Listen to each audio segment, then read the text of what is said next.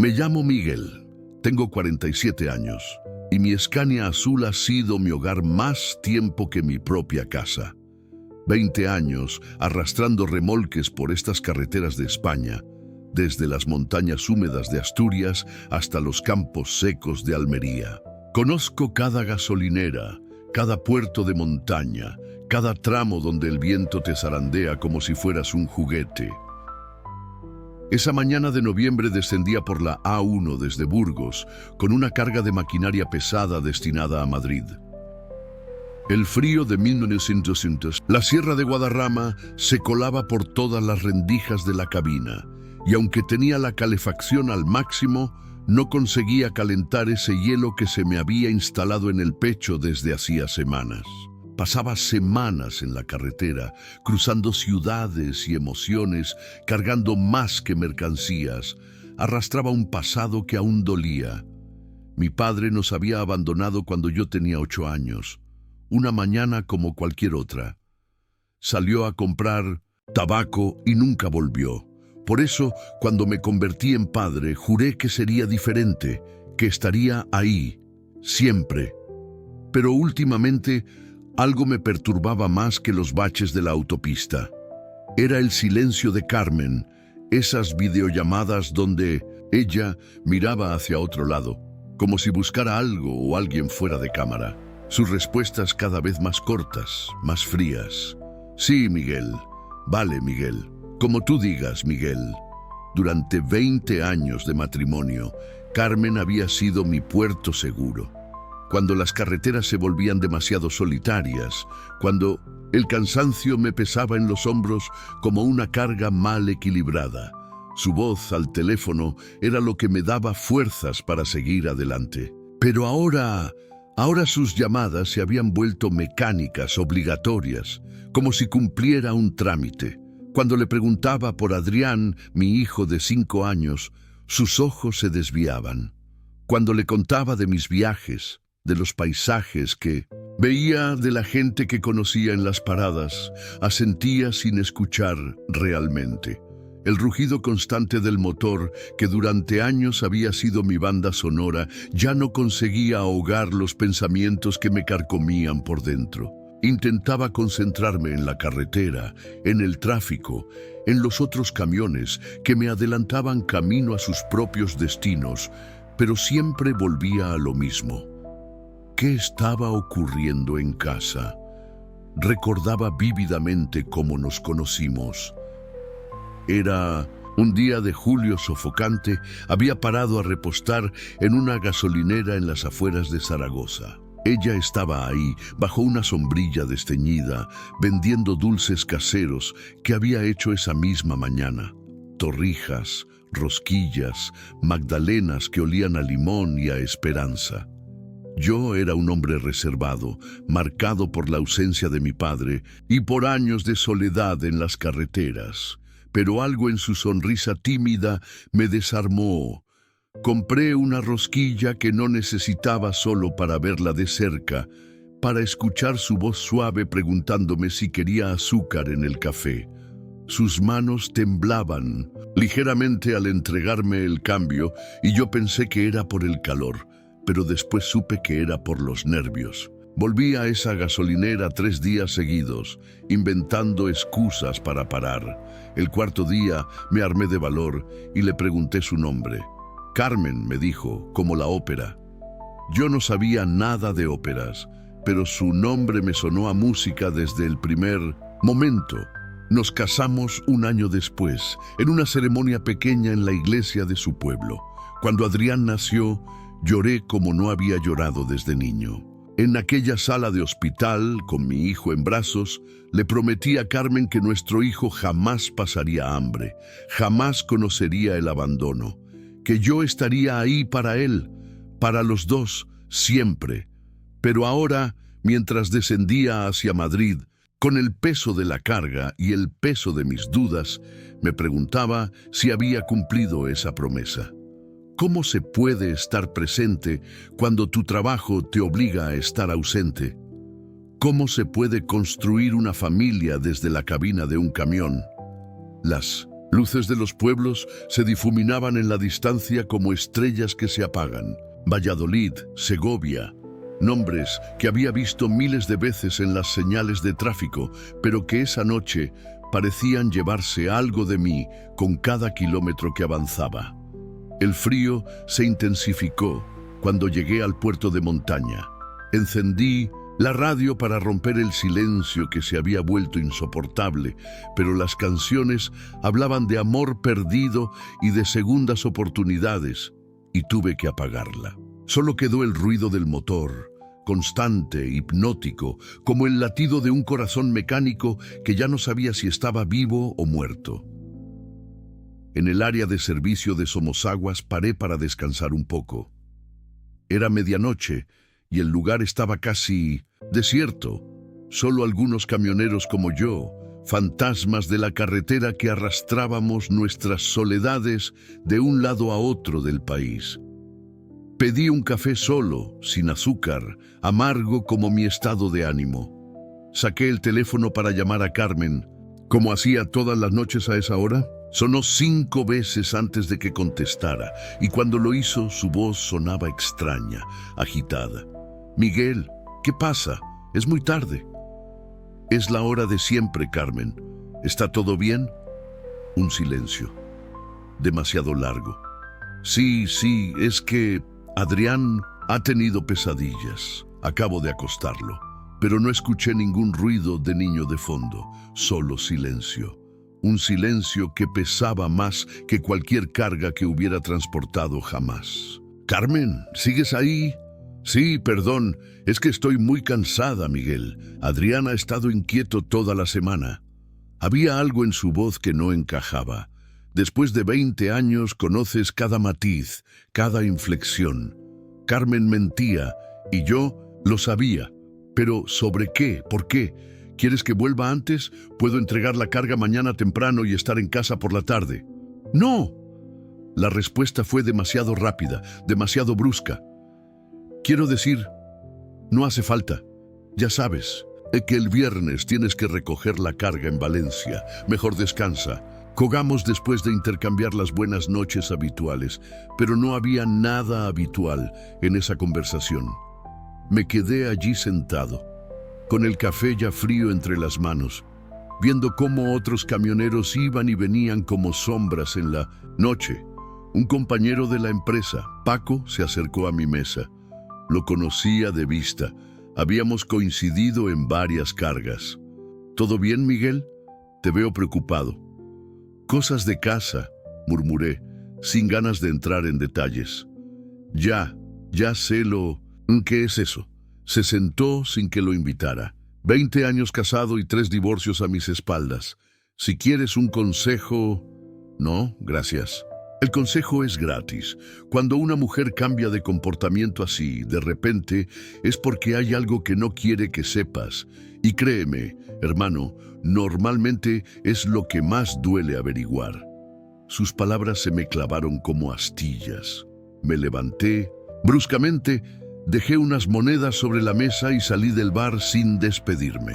Paco se quedó allí, moviendo la cabeza con esa expresión de quien ha visto demasiado mundo.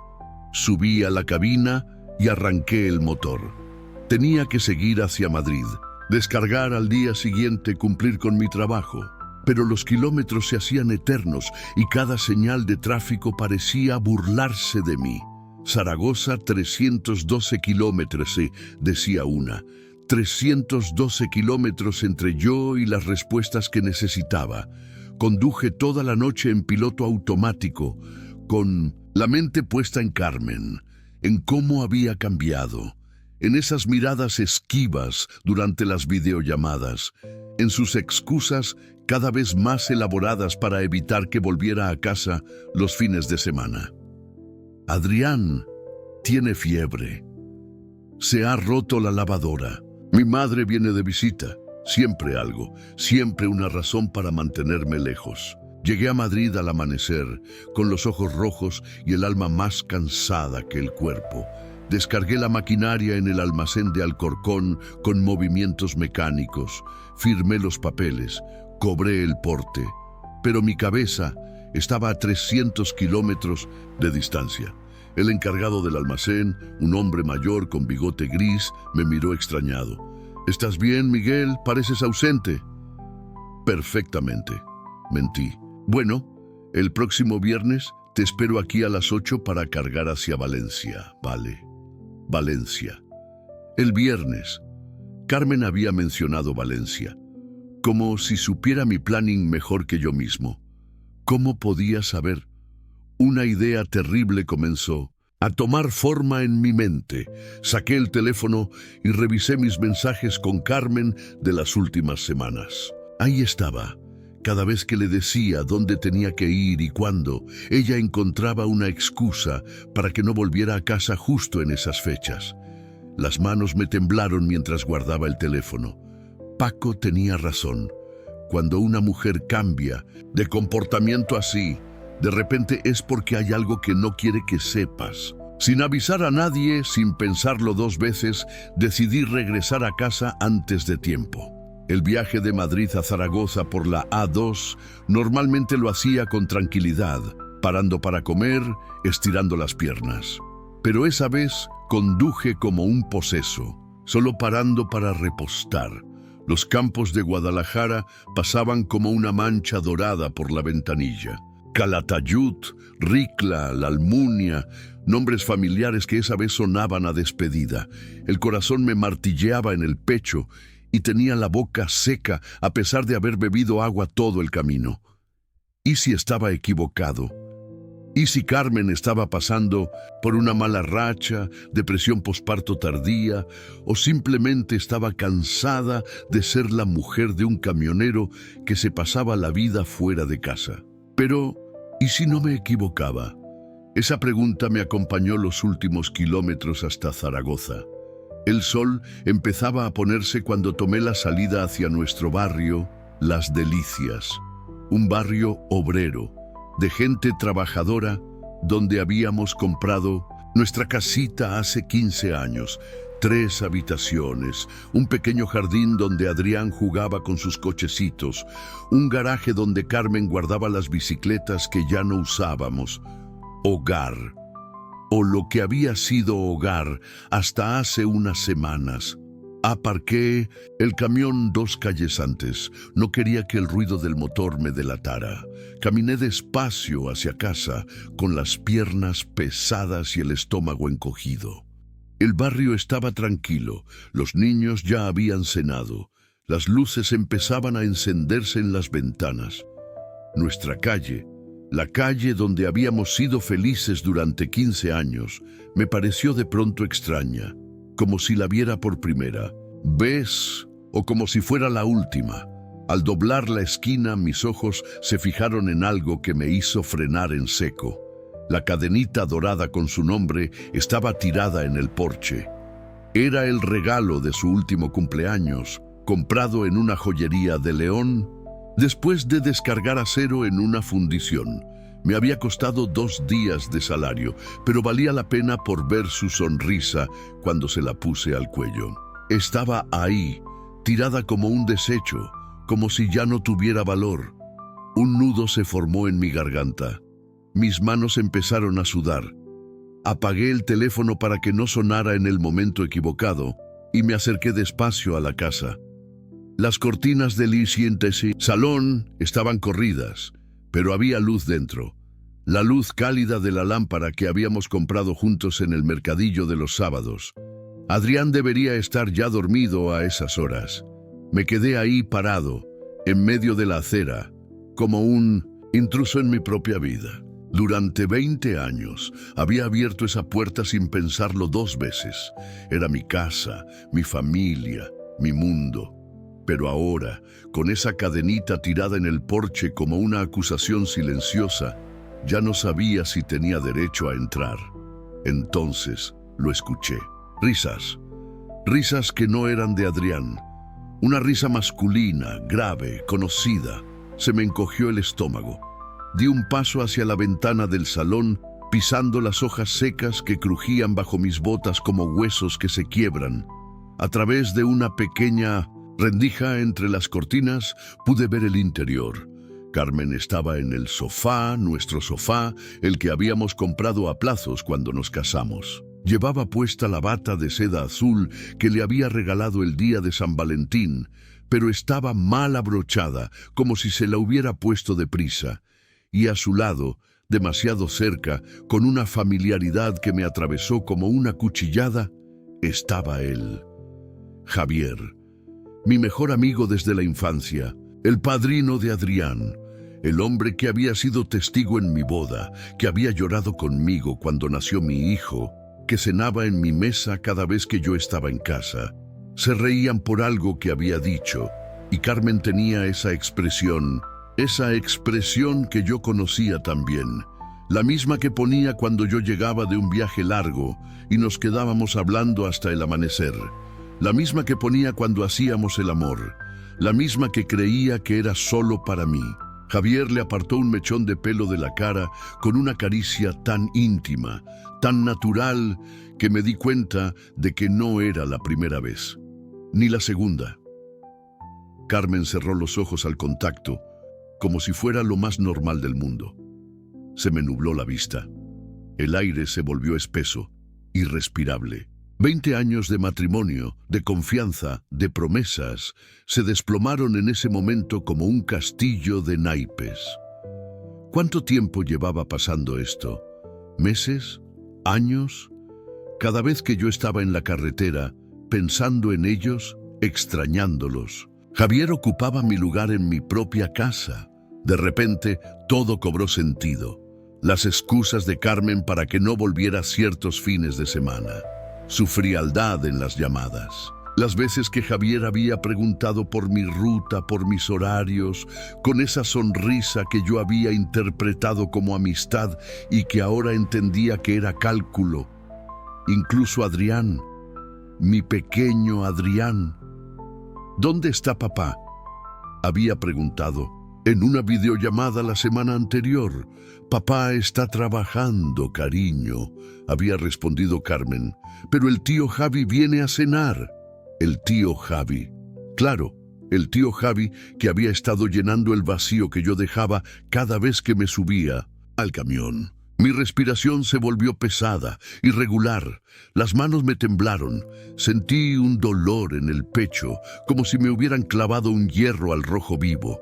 Quise gritar, quise romper la ventana, quise entrar y enfrentarme a los dos, pero no lo hice. En lugar de eso, me quedé ahí, paralizado, viendo cómo mi vida se desmoronaba tras un cristal, como si fuera una película, una pesadilla de la que no podía despertar. Javier se levantó para servirse algo de beber, de mi frigorífico, mi whisky, el que guardaba para las ocasiones especiales. Se movía por la casa como si fuera suya, conocía dónde estaba cada cosa. Por supuesto que lo sabía, había cenado allí cientos de veces cuando yo estaba. Carmen lo siguió con la mirada, sonriendo.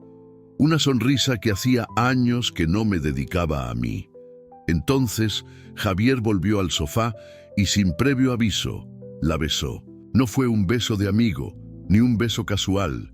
Fue un beso de hombre enamorado, de alguien que conoce perfectamente los labios que está besando. Y Carmen le respondió. Se me cortó la respiración. El mundo se tambaleó bajo mis pies. Tuve que apoyarme en la pared para no caer. Ahí estaba la respuesta a todas mis dudas, a todas mis sospechas. Carmen ya no me amaba. Puede que no me amara desde hacía mucho tiempo. Y Javier, mi hermano del alma, el hombre en quien más confiaba después de ella, me había traicionado de la manera más cruel posible. En ese momento escuché pasos pequeños, descalzos. Adrián bajaba las escaleras en pijama, frotándose los ojos. «Mami, no puedo dormir». Carmen y Javier se separaron rápidamente, pero sin pánico, como si fuera algo que habían hecho muchas veces antes. Carmen se ató bien la bata y fue hacia mi hijo, mi pequeño hijo que no sabía que su mundo también se estaba derrumbando. «¿Qué pasa, cariño? ¿Has tenido una pesadilla? Quiero que papá me cuente un cuento». Carmen miró a Javier por encima del hombro de Adrián. una mirada cómplice, cargada de significado. Papá está trabajando, mi amor, pero ¿quieres que el tío Javi te cuente uno? Adriana asintió con entusiasmo. El tío Javi, el hombre que estaba robando mi lugar en todos los aspectos de mi vida. Vi cómo Javier cogía a mi hijo en brazos, cómo Adrián se acurrucaba contra él con la misma confianza con la que se acurrucaba conmigo. Vi cómo subían juntos las escaleras hacia la habitación que yo había pintado de azul cuando supimos que sería niño. Carmen los siguió, y durante un momento los tres desaparecieron de mi vista. Me quedé solo en el jardín, entre las sombras, sintiendo cómo se me helaba la sangre en las venas. El frío de noviembre ya no era nada comparado con el hielo que se había instalado en mi pecho. Unos minutos después, Carmen bajó sola. Javier se había quedado arriba, probablemente leyendo un cuento a mi hijo, ocupando una vez más mi lugar. Carmen volvió al salón, se sirvió una copa de vino y se quedó de pie junto a la ventana, mirando hacia la calle. Por un momento horrible pensé que me había visto, pero solo contemplaba la noche con expresión melancólica. ¿Estaba pensando en mí? ¿Sentía, aunque fuera una pizca de culpa por lo que estaba haciendo? Como si hubiera leído mis pensamientos, sacó el teléfono y marcó un número. Mi número. Sonó en mi bolsillo, pero lo tenía en silencio. Vi su nombre en la pantalla. Carmen. El corazón que había puesto junto a su nombre años atrás, ahora me parecía una burla del destino. No contesté. La dejé hablar con mi buzón de voz. Hola, Miguel. Solo quería decirte que te echo de menos, que Adrián también te echa de menos. Llámame cuando puedas, ¿vale? Te quiero. Te quiero. Colgó y se quedó ahí, con el teléfono en la mano, como si esperara que la devolviera la llamada, como si realmente sintiera lo que acababa de decir.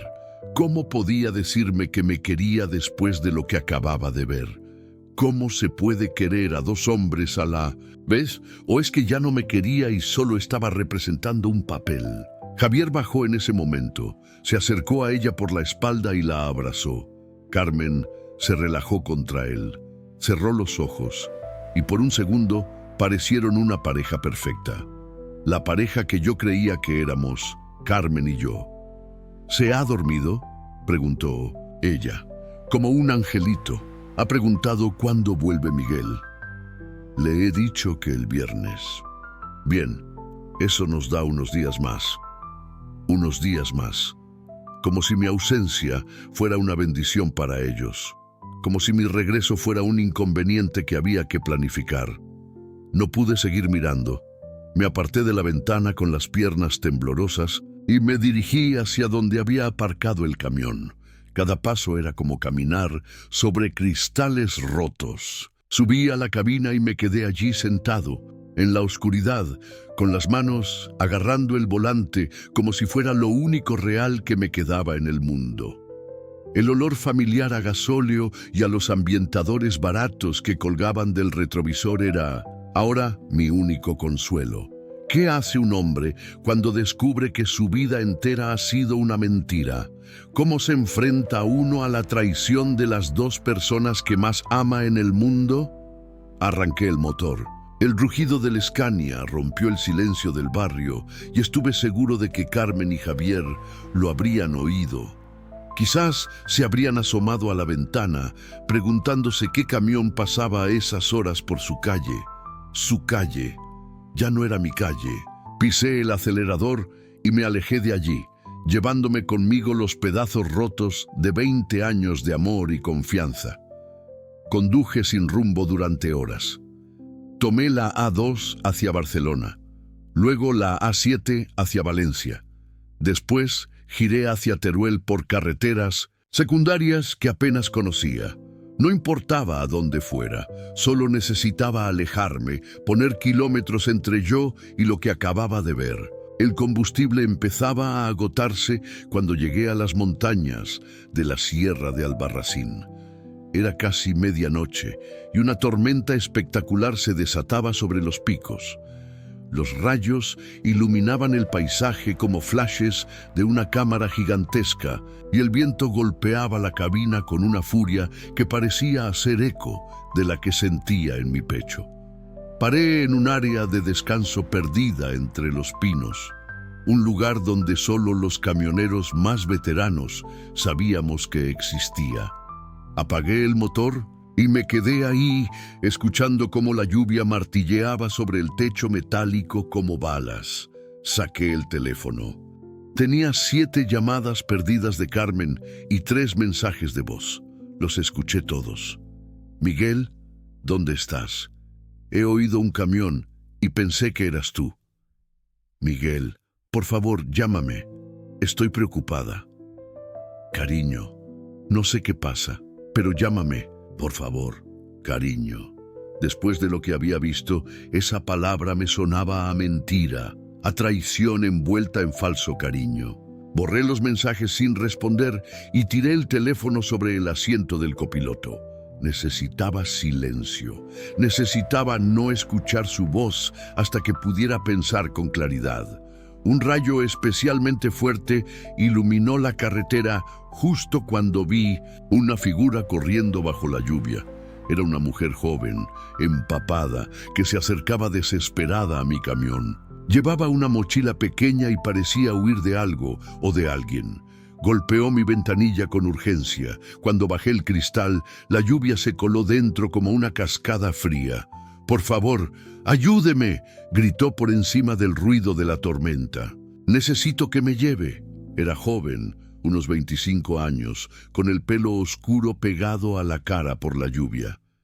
Sus ojos tenían esa expresión de miedo puro que he visto pocas veces en mi vida. Miedo real, no el susto pasajero de quien se ha perdido o ha tenido una avería.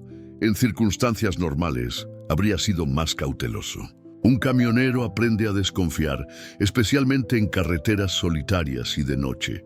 Pero esa noche yo también estaba huyendo de algo y reconocí en sus ojos el mismo dolor que sentía en mi pecho. «Sube», le dije, abriendo la puerta. Se encaramó a la cabina empapada y temblorosa. Sus manos le temblaban tanto que no conseguía abrocharse el cinturón de seguridad. Se lo abroché yo, y cuando nuestras miradas se cruzaron por un segundo, vi que había estado llorando. Las lágrimas se mezclaban con la lluvia en sus mejillas. «Gracias», murmuró. «Muchas gracias». Arranqué el motor y volví a la carretera. El viento sacudía el camión de un lado a otro y tuve que agarrar el volante con fuerza para mantener el control. «¿Cómo te llamas?», le pregunté. «Lucía», respondió con voz apenas audible. «¿Y usted?». «Miguel». «¿Qué hacías ahí fuera, en medio de esta tormenta?». Se quedó callada durante largo rato mirando por la ventanilla como si temiera ver algo o alguien persiguiéndola. Finalmente, con voz rota, murmuró: «Huía». No le pregunté de qué. Yo también estaba huyendo y sabía que hay momentos en la vida en los que correr es la única opción que te queda. «¿A dónde quieres ir?». «No lo sé», dijo, y se echó a llorar de nuevo. «Lejos, donde sea, solo, lejos». Conduje en silencio durante varios kilómetros, bajando por carreteras serpenteantes hacia el valle. La tormenta empezaba a amainar, pero el viento seguía siendo feroz. En una curva cerrada sentí cómo las ruedas traseras perdían adherencia por un momento. «¿Está casado?», me preguntó de repente. La pregunta me pilló desprevenido. Miré el anillo en mi dedo anular, ese círculo de oro que había llevado durante 20 años y que ahora me pesaba como un grillete. «Lo estaba», respondí. «¿Se murió su mujer?». «No, se murió el matrimonio». Lucía asintió como si entendiera perfectamente lo que quería decir. Mi exnovio me ha pegado», dijo de repente, con voz plana, como si hablara del tiempo. «Ha sido la tercera vez. La primera le dije que si volvía a pasar me iría. La segunda, Le dije que era la última oportunidad. La tercera me he ido sin decir nada. Se tocó la mejilla izquierda, donde ahora que tenía mejor luz, pude ver un moratón que empezaba a formarse. Bien hecho, le dije, y lo decía en serio. ¿Y usted? ¿Qué pasó con su matrimonio? No sabía por qué, pero sentí la necesidad de contárselo. Quizás porque ella había sido honesta conmigo. Quizás porque ambos estábamos huyendo de algo. Quizás porque en la cabina de un camión, en medio de una tormenta en las montañas de Teruel, las verdades duelen menos. Mi mujer me ha sido infiel con mi mejor amigo. ¿Está seguro? Los he visto. Lucía se quedó callada durante largo rato. Después susurró: lo siento, yo también. El GPS marcaba que estábamos llegando a Calamocha, un pueblo pequeño donde podríamos parar a refugiarnos hasta que escampara. Pero cuando tomé la salida, el camión empezó a hacer un ruido extraño. Un sonido metálico que conocía demasiado. «Bien, mierda», murmuré. «¿Qué pasa?» «Problemas con la transmisión. Vamos a tener que parar». Conseguí llegar hasta una explanada junto a una gasolinera cerrada en las afueras del pueblo. Apagué el motor y el silencio fue ensordecedor después de horas de ruido constante. ¿Es grave?, preguntó Lucía. No lo sé. Tendré que mirarlo cuando amanezca. La tormenta había pasado, pero seguía lloviznando. Eran las 3 de la madrugada y no había ni un alma en la carretera. ¿Tiene hambre?, le pregunté.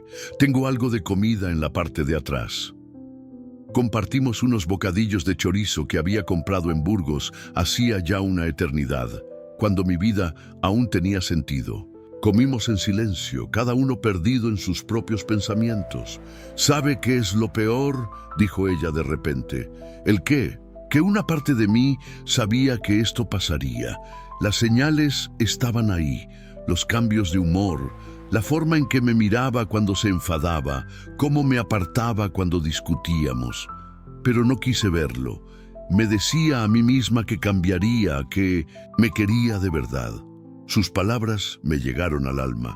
Yo también había visto las señales con Carmen, los silencios, las excusas, la frialdad, pero había elegido no verlas. Había preferido creer que era cosa del trabajo, del cansancio, de la rutina.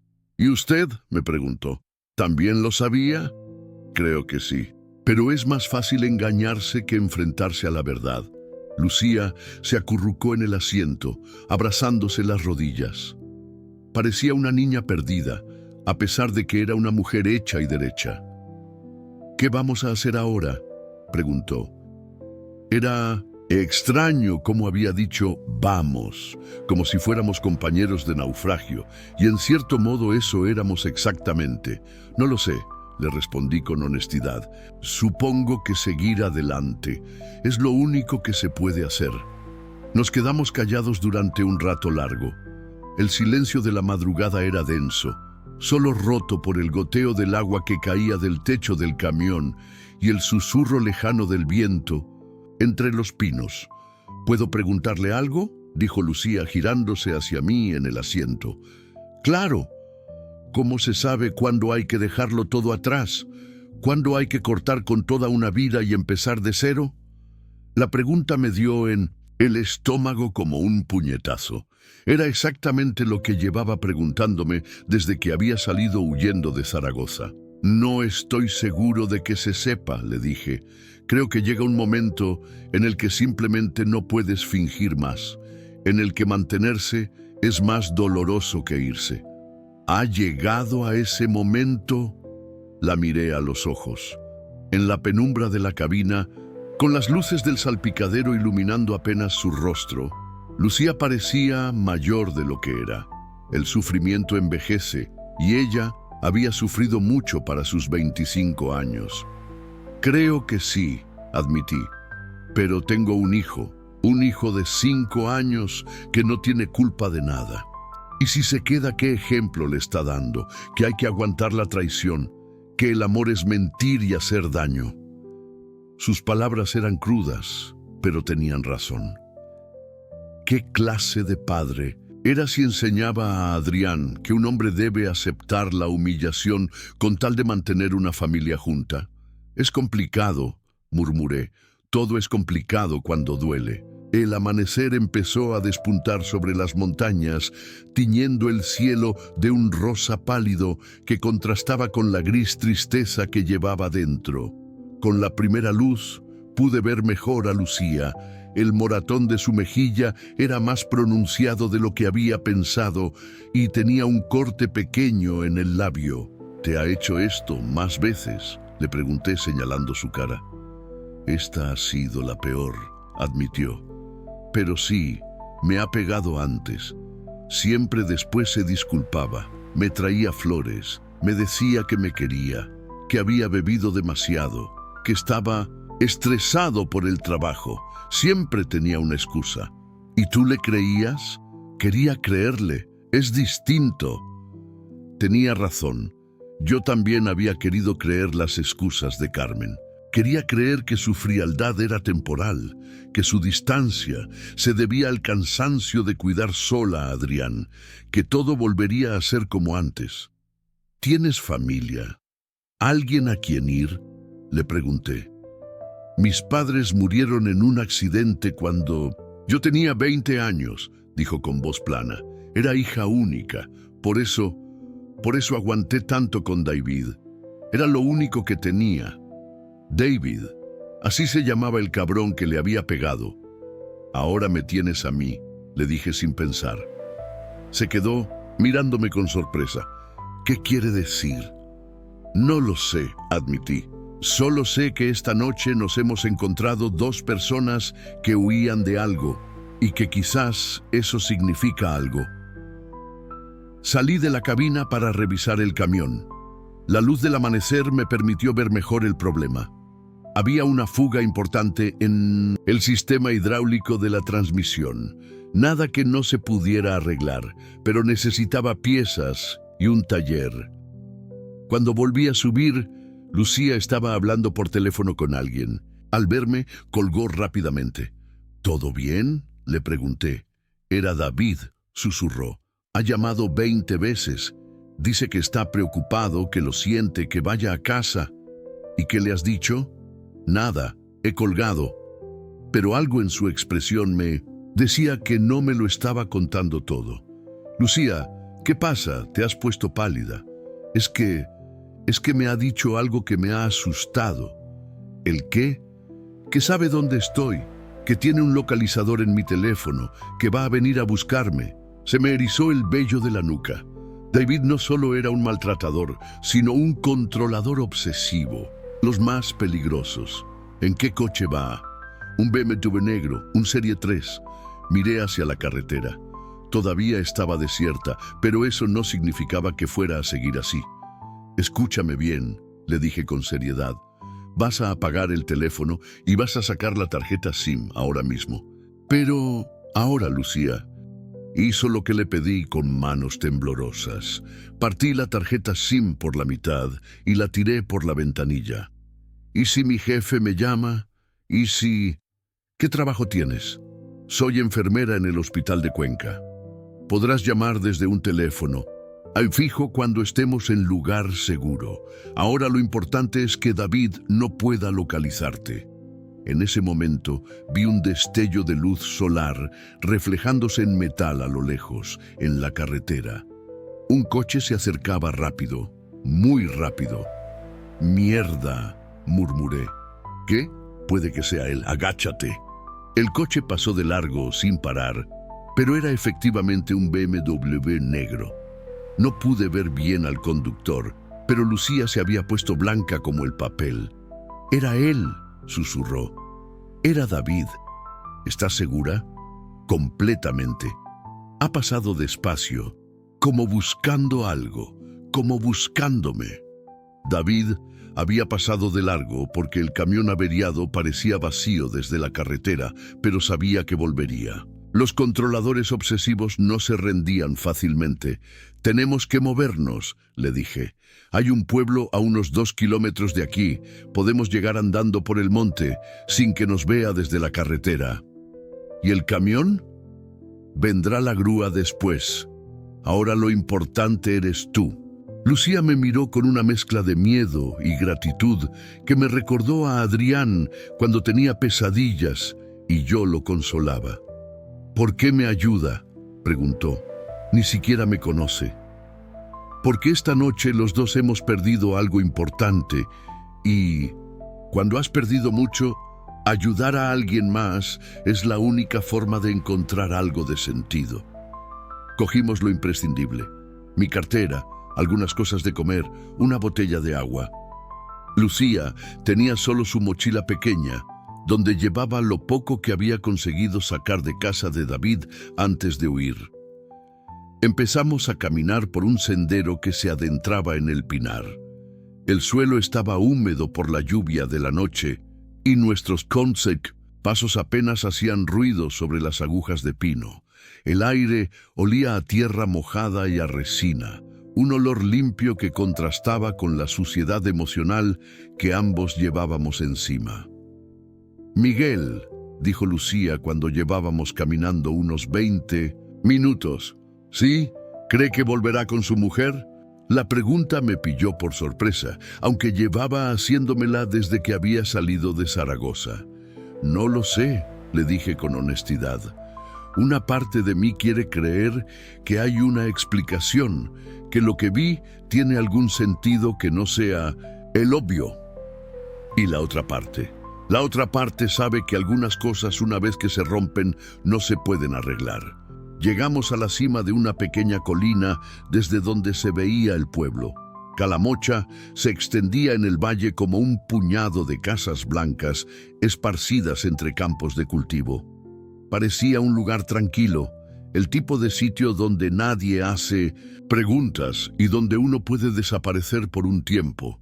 «Ve esa iglesia», le señalé una torre que sobresalía entre los tejados rojos. «Sí, ahí es donde vamos. Los curas siempre ayudan y David no se atreverá a hacer nada en un lugar sagrado».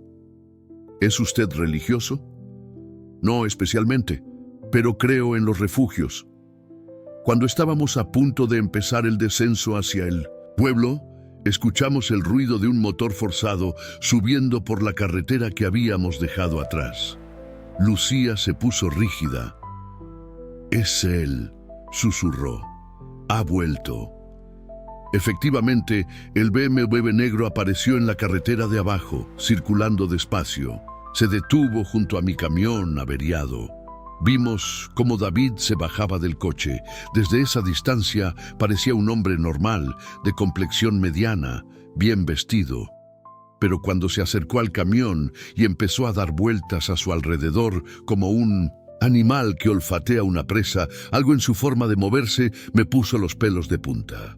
Golpeó las ventanillas del camión, gritó algo que no conseguimos escuchar desde donde estábamos.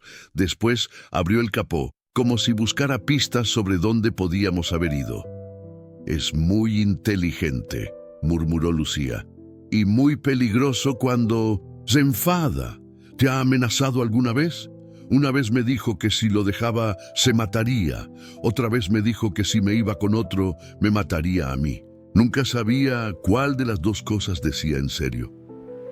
David volvió a subirse al coche y siguió carretera adelante, hacia el pueblo. Sabía que estábamos por algún lado y no iba a parar hasta encontrarnos. «Vamos», le dije a Lucía. «Tenemos que llegar al pueblo antes que él».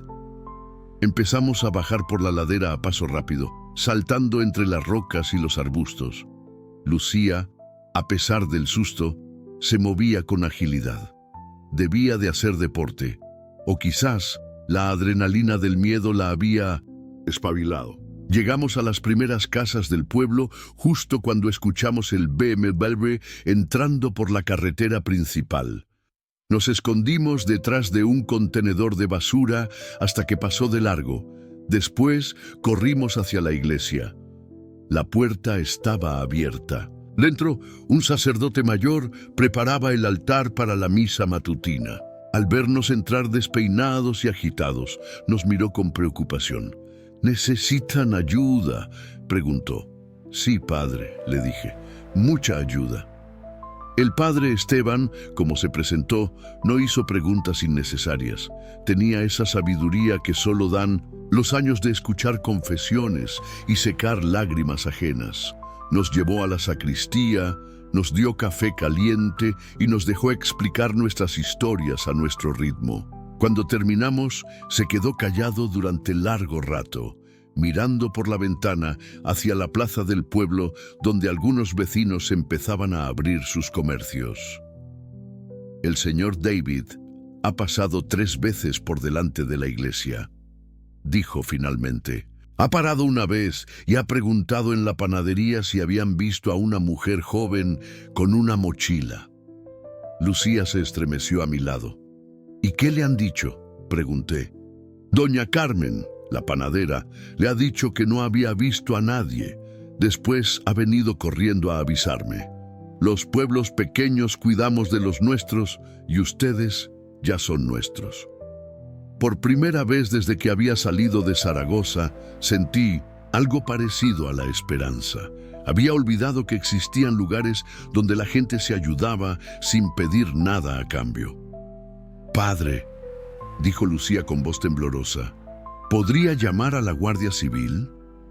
Ya lo he hecho, hija, pero tardarán un poco en llegar desde Teruel. Mientras tanto, están seguros aquí. Nos quedamos en la iglesia toda la mañana. El padre Esteban celebró misa a las 9 y algunos feligreses curiosos nos miraron con discreción, pero nadie preguntó nada. Durante el oficio me encontré rezando por primera vez en años. No sabía muy bien qué pedirle a Dios, solo que me diera fuerzas para tomar las decisiones correctas. A mediodía llegó la Guardia Civil. 2 agentes jóvenes que tomaron declaración a Lucía sobre los malos tratos y la persecución. También me pidieron mis datos por si necesitaban contactar conmigo como testigo. ¿Dónde va a quedarse la señorita?, preguntó uno de los guardias. Lucía me miró con ojos suplicantes. No tenía a dónde ir y yo lo sabía. Conmigo, dije sin pensarlo 2 veces. Hasta que encuentre algo. Los guardias anotaron mi dirección, aunque les di la del trabajo, no la de casa. Ya no era mi casa. Señor Miguel, me dijo el cabo cuando terminamos con el papeleo. Hemos localizado al tal David en Calamocha. Lo hemos identificado y le hemos advertido que se mantenga alejado de la señorita Lucía. Si vuelve a acercarse a ella, podremos detenerlo. Y si no hace caso, entonces tendrá problemas serios con nosotros. David se marchó del pueblo esa misma tarde, pero sabía que no sería la última vez que tendríamos noticias de él. Los hombres como él no se rendían fácilmente. Mientras tanto, había conseguido contactar con un mecánico local que fue a revisar mi camión. El diagnóstico era mejor de lo esperado. Una reparación de mediodía y podríamos seguir viaje. ¿A dónde vamos?, me preguntó Lucía mientras esperábamos sentados en un banco de la plaza. A Valencia. Tengo que recoger una carga el viernes. ¿Y después? No lo sé. Supongo que seguir adelante. Va a volver con su familia. La pregunta que llevaba evitando toda la mañana. La pregunta que me atenazaba el estómago cada vez que pensaba en Adrián. Tengo que hablar con Carmen, le dije finalmente. Tengo que escuchar lo que tenga en que decirme. ¿Y si lo que tiene que decirle no es lo que quiere escuchar? Entonces tendré que decidir qué tipo de padre quiero ser para mi hijo. El mecánico terminó de arreglar el camión a última hora de la tarde. Mientras yo pagaba la factura, Lucía compró algunas cosas básicas en el supermercado del pueblo. Ropa interior, un cepillo de dientes, algo de comida para el viaje. ¿Está segura de que quiere venir conmigo?, le pregunté antes de subir al camión. Puedo dejarla en Valencia, hay centros de acogida, organizaciones que ayudan. Quiero ir con usted, me dijo con determinación, al menos hasta que sepa qué voy a hacer con mi vida. Salimos de Calamocha al atardecer, con el sol poniéndose entre las montañas como una bola de fuego naranja. Lucía iba callada mirando por la ventanilla el paisaje que cambiaba de montañoso a plano conforme nos acercábamos a Valencia. «Miguel», me dijo cuando ya llevábamos 2 horas de viaje. «¿Sí? ¿Cree que las personas pueden cambiar de verdad? ¿Te refieres a David?» «Me refiero a todos. A David, a su mujer, a usted, a mí. ¿Cree que podemos ser diferentes de lo que somos?» La pregunta me hizo pensar en Carmen, en Javier, en mí mismo. ¿Había sido Carmen siempre capaz de traición y yo no me había dado cuenta? ¿O las circunstancias la habían convertido en alguien diferente? ¿Y yo? ¿Seguía siendo el mismo hombre que se había enamorado de una vendedora de dulces en una gasolinera? «Creo que sí», le dije finalmente. «Creo que la vida nos va cambiando, a veces para mejor, a veces para peor. Lo importante es no perder de vista quiénes queremos ser». «¿Y quién quiere ser usted?» «Un buen padre», respondí sin dudar. «Todo lo demás es secundario». Llegamos a Valencia de noche. Aparqué el camión en un área de descanso cerca del puerto y buscamos una pensión barata donde pasar la noche. Pedí 2 habitaciones separadas, pero cuando íbamos hacia la escalera, Lucía me cogió del brazo. «Miguel», me dijo, «quería darle las gracias por todo, por recogerme, por protegerme, por no juzgarme». «No hay de qué. Los dos nos hemos ayudado». «¿Cómo le he ayudado yo?» «Me has recordado que todavía hay cosas por las que vale la pena luchar». A la mañana siguiente, mientras desayunábamos en un bar del puerto, sonó mi teléfono. Era un número que no conocía, pero tenía el prefijo de Zaragoza. «¿Miguel?» Era la voz de Carmen, pero distinta, rota. «Soy yo. Te llamo desde casa de mi hermana. ¿Qué quieres, Carmen?» «Hablar contigo, por favor. Sé que has estado en casa. Adrián dice que vio tu camión». Se me encogió el corazón al escuchar el nombre de mi hijo. «¿Cómo está el niño?» «Pregunta por ti todos los días. Miguel, por favor, tenemos que hablar. No es lo que crees». «Ah, ¿no? ¿Y qué es exactamente lo que creo, Carmen?» Un silencio largo al otro lado de la línea. Javier. Tiene problemas, Miguel. Problemas graves. Está enfermo». «¿Enfermo?» «Tiene un trastorno bipolar. Estaba en tratamiento, pero lo dejó. Ha estado viniendo a casa cuando tú no estás porque no tiene a dónde ir. Su mujer lo echó de casa». Sentí como si me hubieran dado un puñetazo en el estómago. «¿Y por qué no me lo dijiste?» «Porque sabía que no lo entenderías. Porque sabía que pensarías exactamente lo que has pensado. Carmen, yo os vi». «¿Nos viste qué?» «Os vi juntos, en el sofá. Él te besó». Otro silencio, más largo, más doloroso. «Miguel», dijo finalmente con voz quebrada. «Javier intentó besarme, es verdad, pero yo lo paré. Le dije que se fuera de casa inmediatamente. Por eso encontraste mi cadena en el porche. Se me cayó cuando lo eché a empujones. El mundo se tambaleó bajo mis pies. Era posible que hubiera malinterpretado lo que vi. Era posible que mi dolor y mis sospechas me hubieran hecho ver algo que no era exactamente como creía. «Carmen, por favor, Miguel, vuelve a casa. Hablaremos de todo. Te lo explicaré todo. Adrián te necesita. Yo te necesito». Miré a Lucía, que fingía leer el periódico, pero estaba claramente escuchando la conversación. «Te llamaré esta tarde», le dije a Carmen. «Tengo que pensar. Miguel, te amo. Siempre te he amado. Lo sabes, ¿verdad?» Colgué sin responder. «¿Era ella?», preguntó Lucía. «Sí. ¿Y qué le ha dicho?». Le conté toda la conversación. Lucía me escuchó sin interrumpir, con esa expresión seria que se le ponía cuando pensaba profundamente. «¿La cree?», me preguntó cuando terminé. «No lo sé. Una parte de mí quiere creerla». Otra parte piensa que puede ser otra mentira para que vuelva. ¿Y qué dice su corazón? Esa era la pregunta del millón. Mi corazón estaba confuso, herido, dividido entre el amor de 20 años y la traición que creía haber visto. Mi corazón dice que vuelva a casa, admití, que luche por mi familia. Entonces eso es lo que tiene que hacer. ¿Y tú qué vas a hacer? Lucía sonrió por primera vez desde que la conocía, una sonrisa triste pero real. Voy a empezar de nuevo. En Valencia hay hospitales, necesitan enfermeras, puedo trabajar, puedo reconstruir mi vida lejos de... David, ¿estarás bien? Estaré bien, y usted también. Esa tarde, después de recoger la carga en Valencia, llamé a Carmen desde una gasolinera en las afueras de la ciudad. Vuelvo a casa, le dije, pero vamos a hablar de todo, de Javier, de nosotros, de lo que ha pasado. Sí, susurró. De todo. Y Carmen, sí, esto no puede volver a pasar. Sea lo que pasó con Javier, no puede volver a pasar. No pasará, te lo prometo. Dejé a Lucía en Valencia, en una residencia de mujeres que me recomendó una trabajadora social. Cuando nos despedimos, me abrazó fuerte. Gracias, Miguel, por devolverme la fe en que existe gente buena.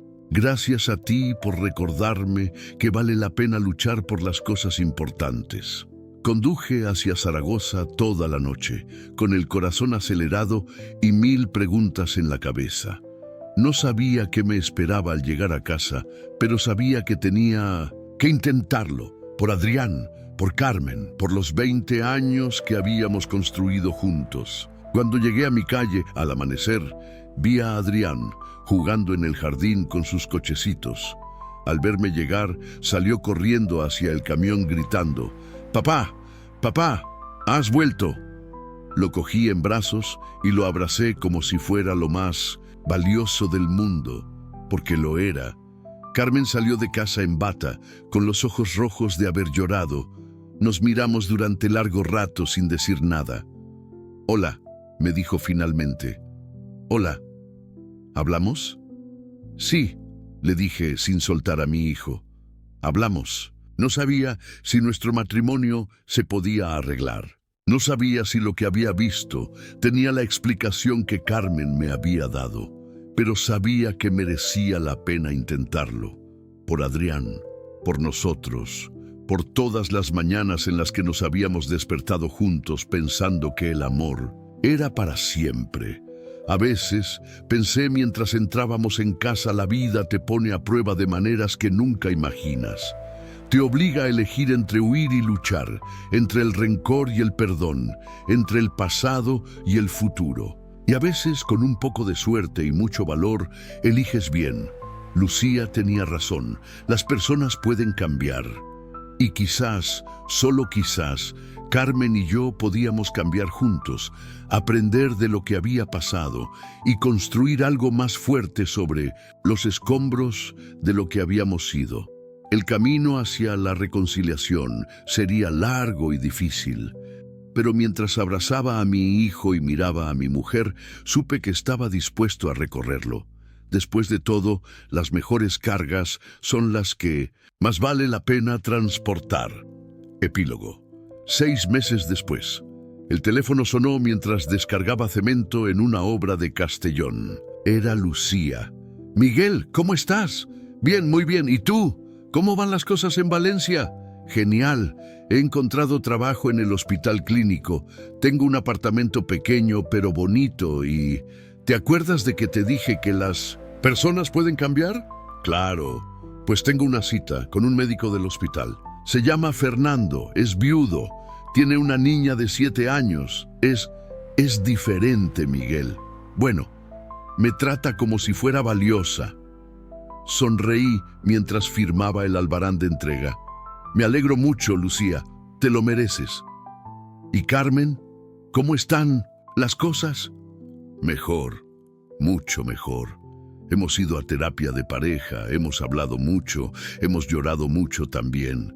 Javier está ingresado, recibiendo el tratamiento que necesita, y nosotros Estamos aprendiendo a ser pareja otra vez. ¿Y Adrián? Adrián está feliz. Eso es lo único que importa de verdad. Después de colgar, me quedé un momento sentado en la cabina, viendo cómo los operarios terminaban de descargar el cemento. En unos días sería el cumpleaños de Carmen, y había pensado en regalarle una cadena nueva, parecida a la que se le rompió aquella noche, pero diferente, como nosotros, parecidos a lo que habíamos sido, pero diferentes, más fuertes, el amor. Pensé mientras arrancaba el motor para continuar hacia mi siguiente destino, no es solo lo que sientes cuando todo va bien. Es lo que decides hacer cuando todo se tambalea, cuando las mentiras y los malentendidos amenazan con destruir lo que has construido durante años. A veces basta con una tormenta en las montañas y el encuentro con una desconocida para recordarte quién eres realmente y qué es lo que de verdad importa. Y a veces, solo a veces, el final feliz no es el que imaginabas, sino el que te atreves a construir con tus propias manos.